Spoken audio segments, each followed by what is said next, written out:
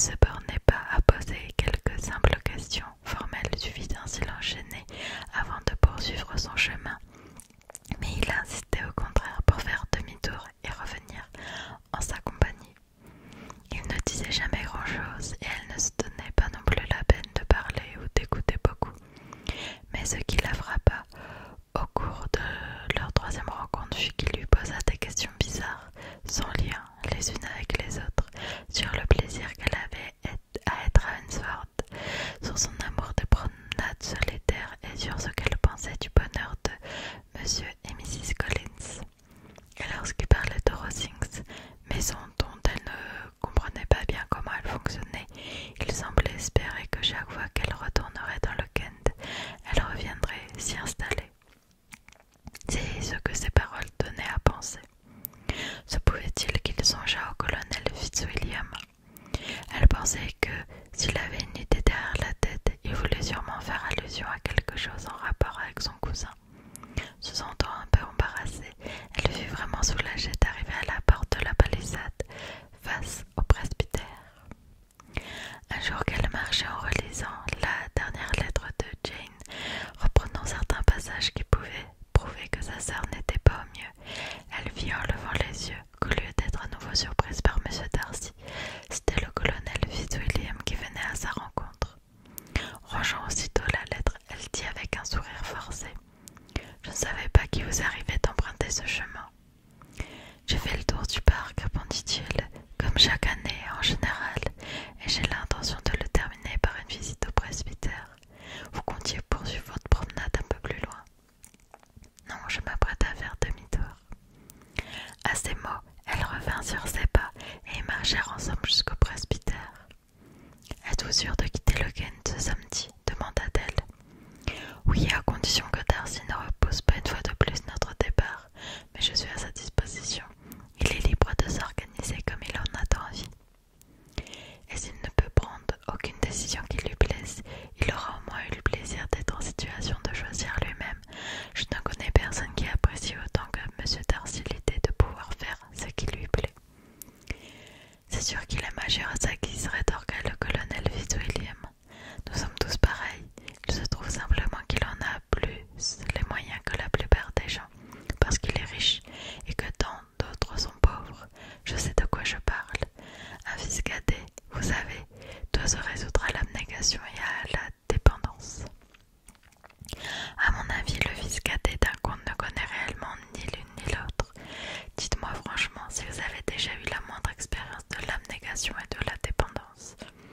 Quand par manque d'argent, avez-vous dû renoncer à vous rendre où bon vous semblait, ou encore acheter quelque chose dont vous aviez envie? Vos questions sont très justes, et je ne peux sans doute pas prétendre avoir rencontré beaucoup de difficultés de cette nature, mais sur des questions plus essentielles, je peux parfaitement souffrir du manque d'argent. Les fils cadets ne peuvent pas épouser qui ils veulent. À moins d'aimer une femme fortunée, ce qui arrive souvent, je pense. Nos habitudes dépensières nous rendent trop dépendants, et rares sont les personnes de mon rang qui peuvent se permettre de se marier sans faire attention à l'argent. Est-ce que je dois me sentir visée? Se demanda Elisabeth, qui rougit en y songeant. Mais reprenant ses esprits, elle poursuivit d'un ton enjoué. Et dites-moi donc quel est le prix moyen d'un fils cadet de comte, à moins que le frère aîné ne soit très malade. J'imagine que vous n'allez pas demander plus de 50 000 livres. Il lui répondit sur le même ton, puis le sujet fut abandonné, pour rompre en silence. Un silence qui aurait pu lui faire croire qu'elle avait été affectée par ce qui venait de se passer. Elle lança peu après: « J'imagine que si votre cousin vous amène avec lui, c'est pour avoir quelqu'un à sa disposition. Je me demande pourquoi il ne se marie pas pour disposer durablement de ce type de commodité-là. Mais peut-être sa sœur lui suffit-elle pour le moment, et comme elle est sous sa seule protection, il peut faire d'elle ce qui lui plaît. » « Non, dit le colonel Fitzwilliam, c'est un avantage qu'il doit partager avec moi. Je suis le co-tuteur de Miss Darcy. » « Vraiment? Et je vous prie, quelle sorte de tuteur êtes-vous? Votre responsabilité vous cause-t-elle beaucoup de soucis?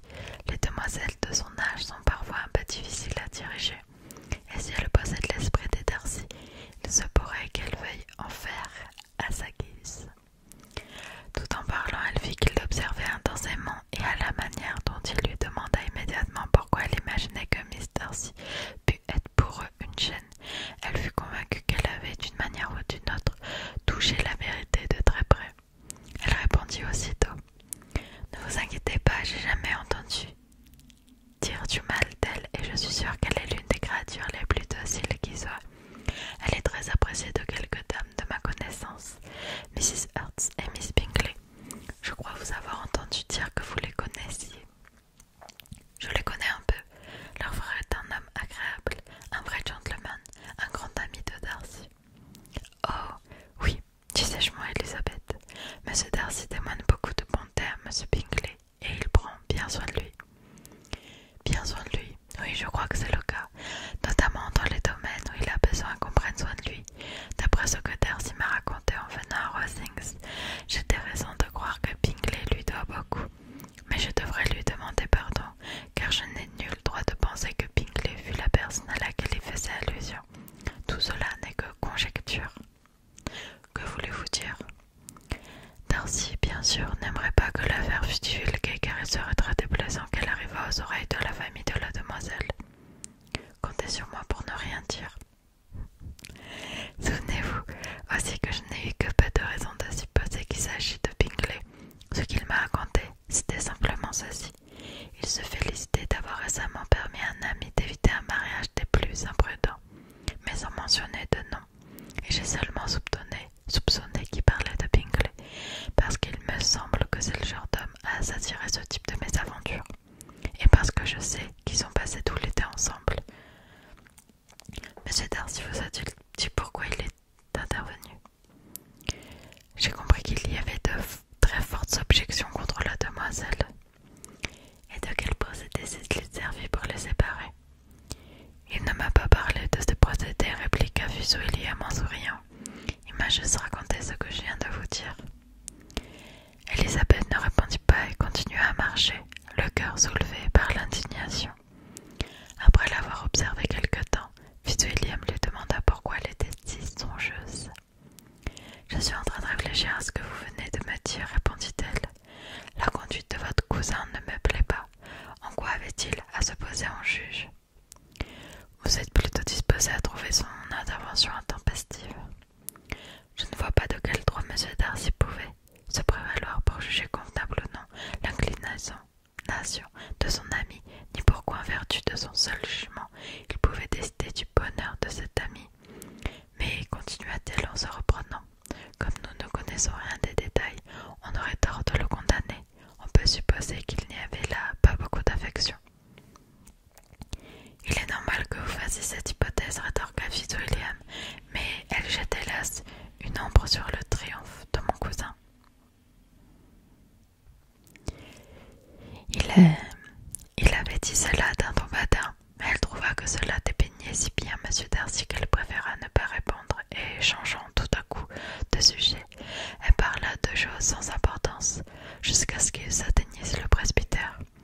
Là, s'enfermant dans sa chambre dès que leur visiteur fut parti, elle eut tout loisir de réfléchir à ce qu'elle venait d'entendre. Il était impossible d'imaginer que d'autres personnes que celles qu'elle connaissait fussent en cause. Il ne pouvait exister dans le monde de Sem sur lequel M. Darcy eut une influence aussi totale. Elle n'avait jamais douté qu'il eût été impliqué dans les manœuvres visant à séparer M. Bingley et Jane. Mais elle en avait toujours attribué la principale responsabilité et la mise en œuvre à Miss Bingley. Si sa propre vanité, toutefois, ne l'égarait pas, c'était donc à lui qu'incombait la faute. Son orgueil et ses caprices étaient la cause de tout ce que Jane avait souffert et souffrait encore. Il avait détruit pour longtemps tout espoir de bonheur dans le cœur le plus affectueux, le plus généreux du monde. Et personne ne pouvait dire combien de temps durerait le mal qu'il avait fait. Il y avait de très fortes objections contre la demoiselle. Tels étaient les mots du colonel Fitzwilliam, et ces fortes objections étaient probablement liées au fait qu'elle avait un oncle avoué en province et un autre à Londres dans les affaires. Contre Jane elle-même, s'exclama-t-elle, il n'y avait pas d'objection possible, elle n'est que bonté et beauté. Elle possède un excellent jugement, elle a un esprit cultivé et des manières engageantes. Rien ne pouvait non plus être reproché à mon père qui, malgré ses bizarreries, a des compétences que M. Darcy lui-même ne saurait sous-estimer, ainsi qu'une respectabilité qu'il n'atteindra peut-être jamais. à sa mère, elle se sentait un peu moins sûre d'elle. Elle refusait pourtant d'admettre qu'une objection de cette nature eût pu peser sur M. Darcy, dont l'orgueil, elle en était convaincue, souffrait davantage de l'infériorité du rang de la famille à laquelle son ami comptait s'allier que de son manque de bon sens. Et elle finit par se persuader qu'il avait été inspiré en partie par un orgueil de la pire espèce et en partie par le désir de réserver M. Bingley pour sa sœur.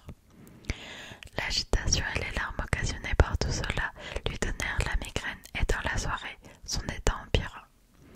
Comme elle n'avait en outre guère envie de voir M. Darcy, elle décida de ne pas accompagner ses cousins à Rosings, où ils devaient prendre le thé. Voyant qu'elle n'allait vraiment pas bien, Mrs. Collins n'insista pas et fit tout son possible pour empêcher son mari d'insister. M. Collins ne pouvait dissimuler sa crainte que Lady Catherine se fâchât en apprenant qu'Elisabeth était restée à la maison. Chapitre 11.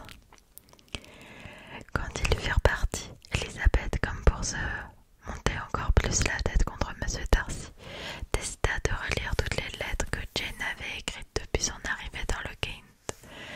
Elles ne contenaient ni véritable doléance, ni évocation de faits passés, ni confidence sur sa souffrance présente, mais ce qui les caractérisait toutes, presque à chaque ligne, c'était l'absence de cette gaieté qui avait rendu son style reconnaissable, et qui, venant de la sérénité d'un esprit en paix avec lui-même et bien disposé envers tous, n'avait presque jamais été obscurci par le moindre nuage.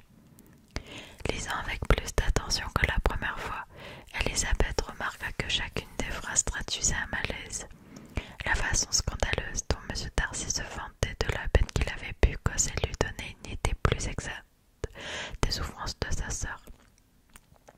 Elle se consolait en pensant que sa visite à Rosings devait prendre fin dans 2 jours, et plus encore en se disant que dans moins de 15 jours, elle retrouverait Jane et que grâce à la force de son affection, elle s'efforcerait de lui redonner le sourire.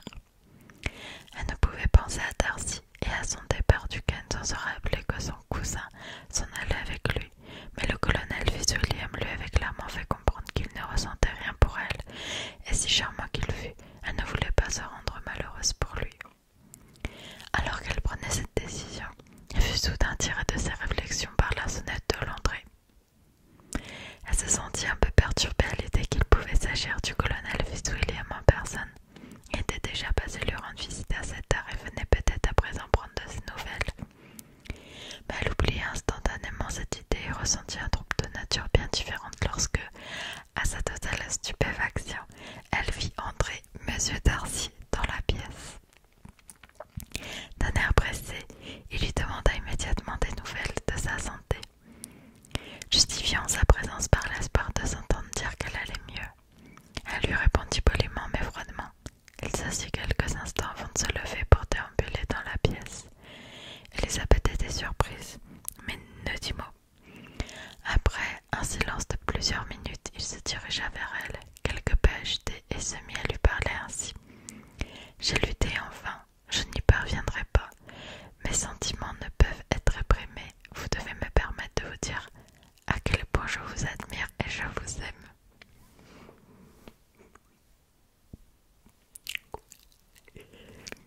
L'étonnement d'Elisabeth était indescriptible. Elle le dévisagea, rougit, douta et garda le silence. Il considéra cela comme un encouragement suffisant et passa aussitôt aux aveux de tout ce qu'il ressentait pour elle depuis fort longtemps. Il s'exprimait bien, mais il s'étendit sur des sentiments hauts que l'amour et parlait avec autant d'éloquence que son orgueil, que de sa tendresse. L'idée du rang inférieur d'Elisabeth lui donnait un sentiment de mésalliance et il avait conscience des obstacles familiaux que son jugement avait toujours opposés à son inclination. La chaleur avec laquelle il développait ses arguments venait sans doute de sa vanité blessée, mais il n'était pas de nature à rendre son plaidoyer convaincant. En dépit de son antipathie avérée, elle ne pouvait rester insensible au complément que représentait l'affection d'un homme comme lui, et même si elle ne changea pas d'avis un seul instant, elle se sentit d'abord chagrinée de la peine qu'elle allait lui causer. Ensuite, indignée des paroles qui avaient suivi, elle se laissa gagner par la colère. Elle s'efforça néanmoins de retrouver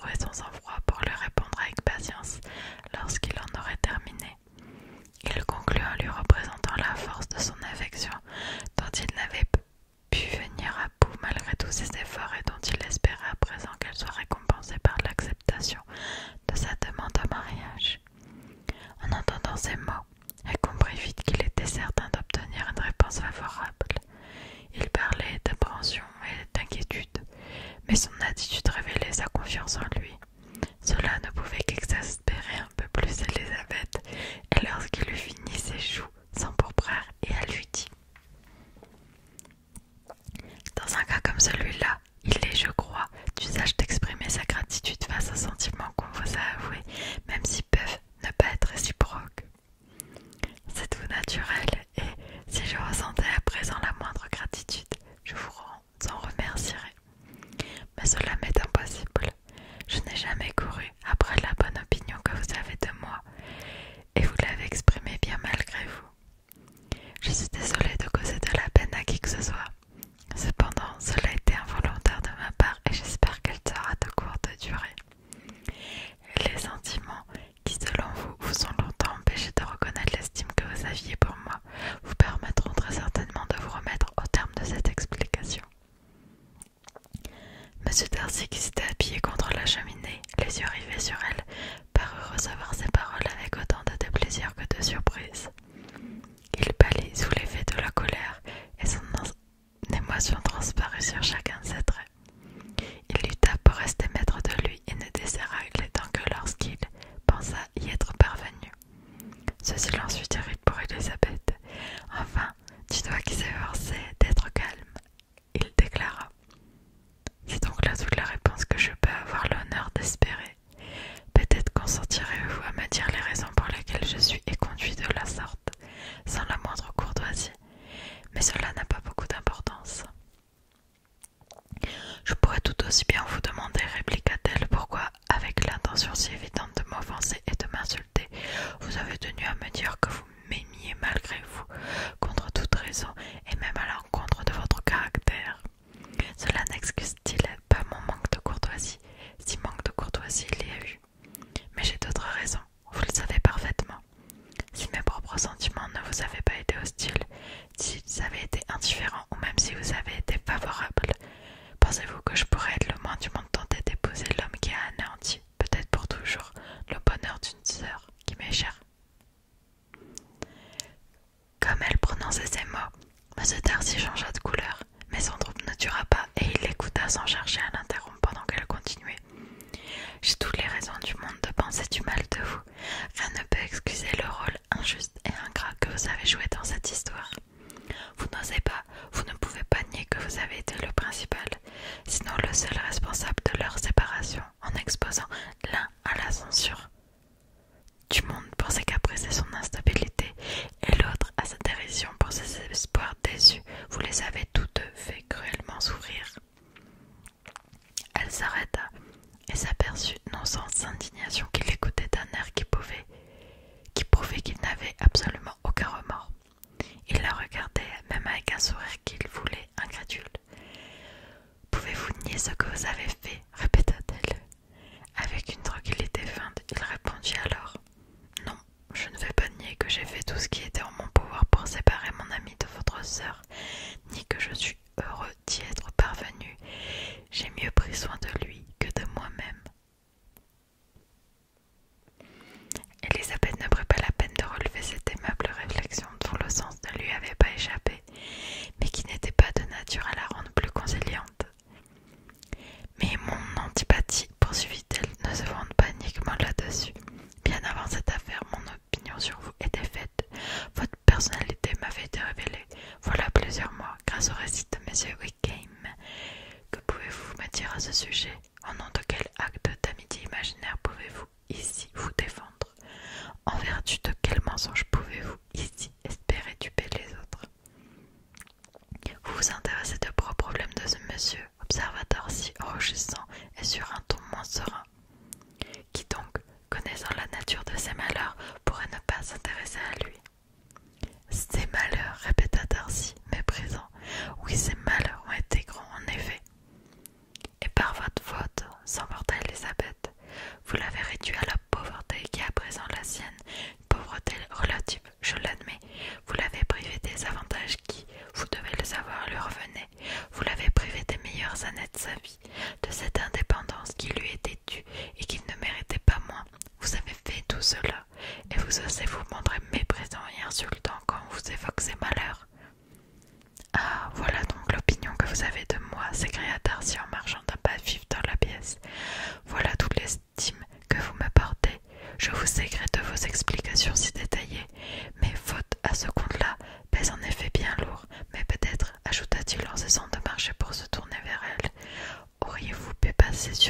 cela si je n'avais pas blessé votre orgueil en vous avouant honnêtement les scrupules qui m'ont longtemps empêché de former des plans sérieux. Ces accusations amères m'auraient peut-être été épargnées si j'avais été plus habile en vous dissimulant les combats qui ont été les miens et si je vous avais flatté en vous faisant croire que j'étais mue par une affection inaltérable et plus forte que la raison, plus forte que la réflexion, plus forte que tout. Mais je hais la dissimulation sous toutes ses formes. Je n'ai pas non plus honte des sentiments que je vous ai décrits. Ils étaient naturels et justes. Pouviez-vous vous attendre à ce que je me félicite de l'infériorité sociale de votre famille, que je me réjouisse à l'idée de nouer des relations avec des personnes dont le rang est si inférieur au mien? À chaque instant, Elisabeth sentait sa colère s'accroître. Elle fit tout ce qu'elle put pour s'exprimer calmement lorsqu'elle déclara: vous faites erreur, monsieur Darcy. Si vous croyez qu'en vous exprimant différemment et en vous conduisant davantage en gentleman, vous auriez eu droit à autre chose qu'à la compassion que j'aurais éprouvée en vous opposant un refus. À ces mots, elle le vit sursauter. Comme il ne disait rien, elle poursuivit: quelle que soit la façon dont vous auriez pu vous y prendre pour demander ma main, jamais je n'aurais été tentée de dire oui. Une fois de plus, sa stupéfaction était évidente. Il la regarda avec une expression à la fois incrédule et mortifiée. Elle continua: dès le début, dès le premier instant, pourrais-je presque dire, où je vous ai rencontré, vos manières m'ont convaincu de votre arrogance, de votre vanité, de votre façon égoïste de désigner les sentiments d'autrui. Elles ont été à la base d'une désapprobation sur laquelle les événements ultérieurs ont bâti une antipathie immuable. Et je ne vous connaissais pas depuis un mois, que je savais déjà que vous étiez le dernier homme au monde que l'on pourrait jamais me convaincre d'épouser. Vous en avez dit plus qu'assez, madame. Je comprends parfaitement vos sentiments et je n'ai maintenant plus qu'à avoir honte de ce qu'ont pu être les miens. Pardonnez-moi d'avoir abusé de votre temps et accepté tous mes vœux de santé et de bonheur. Sur quoi il sortit précipitamment de la pièce et dans la seconde, Elisabeth l'entendit qui ouvrait la porte et sortait de la maison. Son esprit était à présent en proie à un tumulte des plus pénibles. Elle ne savait comment se soutenir et se sentait si faible qu'elle s'assit pour pleurer pendant une demi-heure. Son étonnement grandissait à mesure qu'elle réfléchissait à ce qui venait de se produire. Avoir été demandée en mariage par M. Darcy, lui, amoureux d'elle pendant tous ces mois, amoureux au point de vouloir l'épouser malgré toutes les objections qu'il avait poussées à faire échouer le mariage de son ami et de sa sœur, et qui devait peser aussi lourd dans son propre cas, voilà qui était presque incroyable. Il était flatteur d'avoir inspiré une si grande affection, mais son orgueil, son abominable orgueil, l'aveu éhonté de ce qu'il avait fait à Jane, l'assurance impardonnable qu'il avait montrée en reconnaissant les faits, même s'il ne pouvait pas les justifier, ainsi que l'insensibilité avec laquelle il avait parlé de M. Wickham, envers qui il n'avait pas cherché à nier sa cruauté. Tout cela l'emporta bientôt sur la pitié que la considération de son attachement avait pu susciter l'espace d'un instant. Elle était très perturbée par les réflexions auxquelles elle était en proie quand, en entendant la voiture de Lady Catherine, elle comprit qu'elle n'était pas en état de soutenir le regard de Charlotte et regagna sa chambre en hâte. OMG, OMG, OMG.